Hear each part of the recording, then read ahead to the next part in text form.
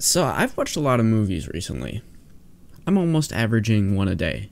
And in that time, I've slowly started to watch old animated movies from DreamWorks and Disney from the late 90s to the early 2000s. I'll cover all the movies that I've watched in another video, but today I want to talk about one movie that is oddly political but works, Chicken Run. That is no drinking game. Drink every time I say the word chicken. Chicken Run is a 2000 movie made out of claymation. The studio brought in guys who made the Wallace and Gromit movies to make a standalone film. It grossed $224 million in the box office and is the highest grossing stop-motion animation. Chicken Run was the fourth movie DreamWorks Animation made, and surprisingly it was the highest grossing one to that point. Now, why did this movie make the most money to that point? So Chicken Run is a timeless classic that deserves every bit of praise that it gets. Honestly, it's up there with my favourite films. Chicken Run is a feminist masterpiece of a film. Chicken Run, an animated movie by Aardman Studios about chickens trying to escape a chicken farm, is in fact the greatest movie ever made. Chicken Run is a fairly simple story, focused on Ginger, the leader chicken, trying to escape with all of her chicken friends.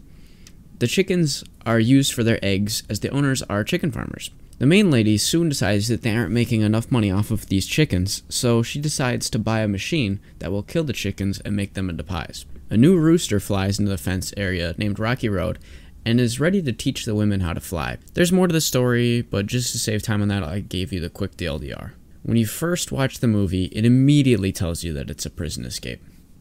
But it's not only a prison escape, but a feminist movie and an animal cruelty movie. The making of this movie wasn't easy by any stretch. Being claymation, the voice actors had to do it all beforehand off of just storyboards, and then re-records were almost a necessity because of slight changes in claymation or story changes. This is nothing new for these guys because they'd been doing claymation for years. What was new was working for, you guessed it, none other than Jeffrey Katzenberg. Jeffrey Katzenberg, inconsiderate asshole that he is, was incredibly difficult for some to work with. He would fly in with his group of people on his private jet to oversee production always. A quote from the EW says, "Because of Katzenberg's often tempestuous personality, there were those who anticipated his flying visits with trepidation, but David Sproxton was full of admiration for his professionalism and thoroughness." Basically what this means is because Jeffrey Katzenberg was such a hothead, people were kind of afraid of him. David Sproxton, a producer of the movie, actually called Jeffrey Katzenberg the last of the great Hollywood moguls. This was a bit off from what other people's accounts were when working with Jeffrey Katzenberg, but you can't deny the man was driven. Prison reform has been a thing since the 1800s, when Dorothea Dix, a schoolteacher, went to visit a prison, and went to see the mentally ill patients. What she found was disturbing. The people were chained to the wall, barely clothed, and fed infrequently. From 1841 to her death in 1997, Dorothea devoted her life to prison reform. Her work led to the removal of mentally ill patients and instead into hospitals. Now there are many more prison reform eras, but I'll skip over some and just go to the major ones. Chain gang labor. This was widely opposed by the progressive reform movement, and it saw prison labor as a necessity for these people because they were viewed as lesser, almost as slaves. They worked in literal chain gangs at gunpoint and were regularly beaten by guards. These were later removed, but prison labor is still prominent today. The only problem with it is the pay. Some prison workers get as little as 12 cents an hour. Now, even if you aren't a prison reform advocate, that pay is incredibly low, being that with that, workers can barely afford to buy anything. Prisons shouldn't be a for-profit business.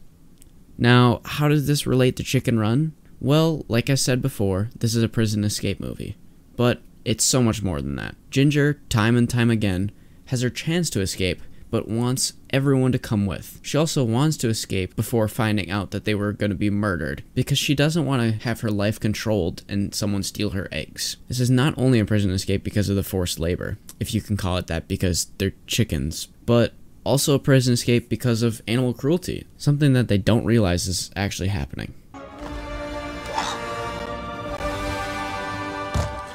Now, animal cruelty has been a hot button topic for years now. After finding chicken farms with chickens packed from side to side, pumped with hormones, just like prison reform, this movement has been around for hundreds of years, dating back all the way to 1635. But not having really meaningful change until the 1900s.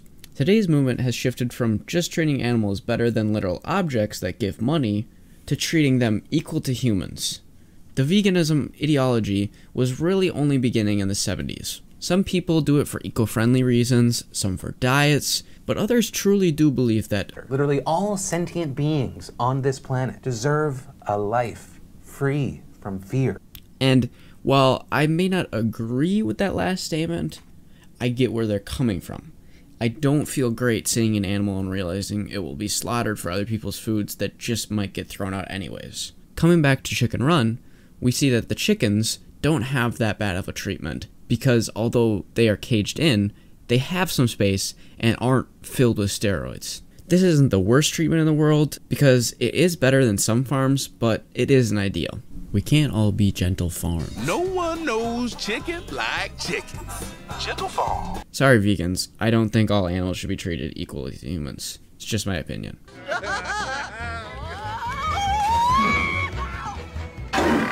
Finally, this movie is a feminist movie.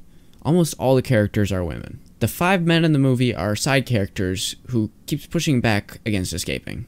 The antagonist, the rooster who will teach them how to fly, but then leaves without telling them because he can't fly, the other rooster who doesn't want them to leave, and the 2 mice. This movie quite literally is just the women doing all the work on their own, which is a great change of pace from the movies of the time. And before this time, it had men doing all the work for them. Ginger is an incredible leader, and the movie has a near perfect ending to this. This movie was a bit out of the ordinary for the time. Sure, you had movies like Mulan, who's a strong female lead character, but there are also movies such as The Road to El Dorado, which I covered, Hercules, Lion King, and so many more coming out at the same time. Not to say all of these are bad, although some aren't fantastic. Just that they all seem to have strong male roles. Again, there's nothing wrong with that, but we've already had that covered enough with white men being the lead characters. This movie isn't only good because of its agenda it's pushing, it actually has some legs to the story. My favorite part of the entire movie has to be when these 2 mice, who are thieves for the chickens, want eggs as a payment. Ginger continually refuses to give away their eggs until the very end when they're finally trying to escape, and need to do it quickly. And so the mice finally get their eggs, and then near the end, Ginger is about to get caught by this crazy lady, and then you see eggs raining down on the woman's face as the mice are crying giving away the eggs. This has to be my favorite part in the entire movie. Like, how could you not love this part? This movie is filled with great moments and fantastic characters. It does an incredible job at building up to a joke, not going for cheap one-liners like Disney animated movies now. When you use a bird to write with, it's called tweeting. Don't get me wrong, the cheap one-liners work sometimes, but when you have a rooster taking the entire movie talking about how he was in the British Royal Air Force and has a badge to show it, and when they finally get to the runway to fly, he says he's never flown before, the joke is much more satisfying. Rewatching it gives you the same satisfaction and makes the earlier moments more enjoyable leading up to it because they're so methodical with it. That's the one word I would use to describe this movie, methodical. It may only be 90 minutes, but every scene is planned out way in advance, and it shows. The woman ordering the pie machine near the midpoint makes the movie feel it has to end soon, but it takes its time, making you believe less and less the chickens will escape. The characters losing hope time and time again, but then regaining it, only to lose hope again, feels so satisfying to watch. I also love when Mr. Tweety spies on the chickens the entire movie because he thinks that they are organized and that Ginger is the leader, but the lady keeps telling him that he's insane, and it's all in his head, only for the last line between these two to be, I told you they was organized. Chicken Run also has some dark moments.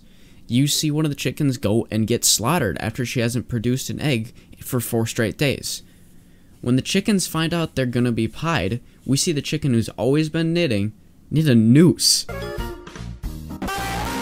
This movie was pretty dark for a kids movie, but this is so much more than just a kids movie. This is a movie that is easily loved by every type of demographic because the story and the characters are so likable. The callback to other movies like Indiana Jones or the slight parody of The Great Escape are incredibly enjoyable. There's so much to the story and universe that you can't help but want to watch it again. Now with the sequel set to be coming out in 2021, I can't help but be a little bit disappointed.